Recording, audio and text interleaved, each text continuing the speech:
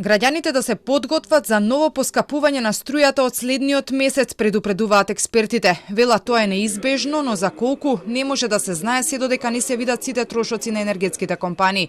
Според бројките ниту годинава на светските берзи, цената на струјата нема да падне под 200 евра за мегават час. Мора да се зголеми цената на електричната енергија. Факт. Нема бегањата.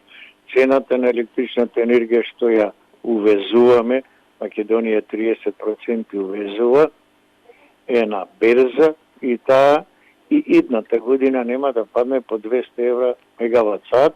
Такви се прогнозите што ги даваат фирмите кои што учествуваат на берза.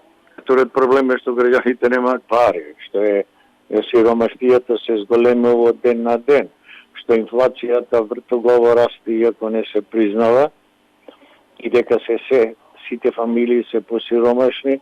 Првите пресметки за формирање на новата цена на струјата пристигнаа до регулаторната комисија. Ева на Хом и Електродистрибуција денеска ги доставија своите калкулации.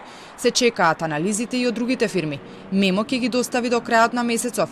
Од МЕПСО веќе најавија дека ќе бараат зголемување на цената за услугата која ја вршат, но точно за колку ќе се знае кога ќе ги завршат анализите. Сепак, каква цена ќе плаќаат граѓаните во следните 6 месеци, најмногу ќе зависи од тоа каква цена ќе понуди ЕСМ. Од компанијата соопштија дека до крајот на мај би имале точна пресметка каква ќе биде новата цена која ќе важи во следниот период. На крајот на минатата година струјата поскапе за околу 10%.